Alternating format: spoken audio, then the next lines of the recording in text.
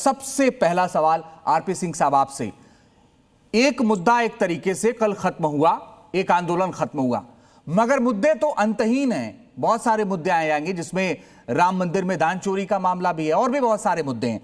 तो आप कैसे डील करेंगे पार्लियामेंट के अंदर कल से, क्योंकि अब कल से दूसरा हफ्ता शुरू हो रहा है पार्लियामेंट का? मुद्दे कई होंगे, परंतु सब मुद्दों पर चर्चा होकर हो तो वो लाभ है। पार्लियामेंट में लोग भेजे इसलिए जाते हैं, चुनकर आए इसलिए जाते हैं कि पार्लियामेंट में डिबेट हो। उनको चुना इसलिए जाता है कि पार्लियामेंट डिबेट करें, वो जो मुद्दे हो उन पर चर्चा करें।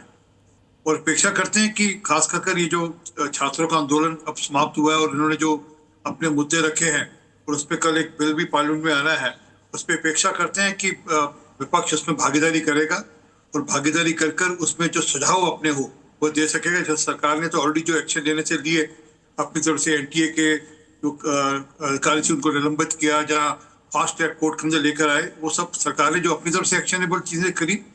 परंतु अपेक्षा करते हैं कि विपक्ष उसमें योगदान देगा, क्योंकि पिछली बार जब 2024 के अंदर ये बिल आया था, फरवरी 2024 के अंदर, तो मैं पार्लियामेंट्री डिबेट को देख रहा था, तो उसमें ना राहुल गांधी जी, ना अखिलेश यादव जी, ना किसी और विपक्षी नेताओं का कोई कंट्रीब्यूशन नहीं था उसमें। अपेक्षा करते हैं इस बार जो माहौल है देश के अंदर, उसके अंतर्गत वह पूरे बिल में भागीदारी करेंगे और उसमें अपने योगदान देंगे और कुछ पॉजिटिव सजेशन देंगे, क्योंकि छात्रों के मामले में राजनीति नहीं होनी चाहिए, हमारा ये कहना है। जी ठीक है सर। प्रियंका गुप्ता जी, एक बड़ी बात यह है कि जो सबसे बड़ी मांग थी और वो ये थी कि धर्मेंद्र प्रधान का इस्तीफा, वो मांग मान ली गई है। अब सवाल यह है कि बेहतर स्थिति बनाए रखने के लिए संसद में सवाल जवाब हो, ये जरूरी है।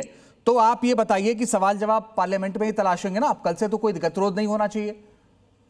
देखिए, सबसे पहले तो मैं कहूंगी मांग मानी नहीं है, मांग मनवाई गई।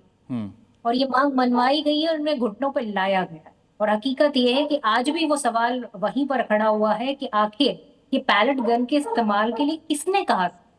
2 बच्चे ऐसे हैं जिनके ऊपर पूरी तरीके से वो घायल है, और जिनका नाम भी मैं बता देती हूँ। एक साहिल था और एक शेख इरशाद मंसूरी है, उसके साथ में एक पत्रकार भी है और एक अन्य स्टूडेंट भी है।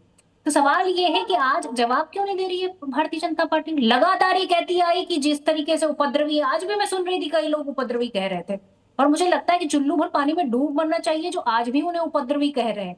मतलब सरकार ने घुटने टेक दिए, सरकार ने इस्तीफा ले लिया, सरकार पूरी तरीके से नतमस्तक हो गई, उसके बावजूद भी उपद्रवी कह रही है। और सिर्फ यही नहीं, आप बिहार में देखिए किस तरीके से जो पटना हाईकोर्ट है उसने क्या कहा। उन्होंने कहा कि इसको नाजी और जर्मनी बना देगी यहाँ की पुलिस। तो आप बताइए कि ये किस देश की पुलिस है जो काम कर रही है अपने ही देश के युवाओं के खिलाफ, अपने ही देश की बच्चियों के खिलाफ? जिस तरीके से उनके कपड़े जो है फाड़े गए, जिस तरीके से उन्हें गालियां दी गई, जिस तरीके से उस बच्ची के पीछे डंडा लगाने की कोशिश की गई, तो मुझे लगता है कि शर्म नहीं आती भारतीय जनता पार्टी को? किसके खिलाफ कार्रवाई की है, कौन सा पुलिस के खिलाफ कार्रवाई की है, जवाब दे। और हकीकत ये है कि जिस तरीके से नहीं, इनको बोलने का मौका दीजिएगा, पर मैं बता रही हूँ कि सबसे पहली बात है कि ये पूरी तरीके से चोर घोषित हो चुके हैं। इन्होंने सांसदों की पहले चोरी की, फिर उसके बाद इन्होंने जो है विधायकों की भी चोरी की, उससे पहले इन्होंने जो है वोट चोरी भी की, इन्होंने अब तो पेट्रोल की भी चोरी कर रहे हैं उसमें इथेनॉल मिलाकर। और हकीकत यह है कि वोट की चोरी ये लगातार करते चले आ रहे हैं। जिस तरीके से चढ़ावा चोरी की, उसमें भी एक नई एसआईटी गठन करनी पड़ी। मतलब मगर प्रियंका जी, डेमोक्रेसी में मंत्री का इस्तीफा देना क्या घुटने टेकना है? गठित की गई और चंपत राय मौन है।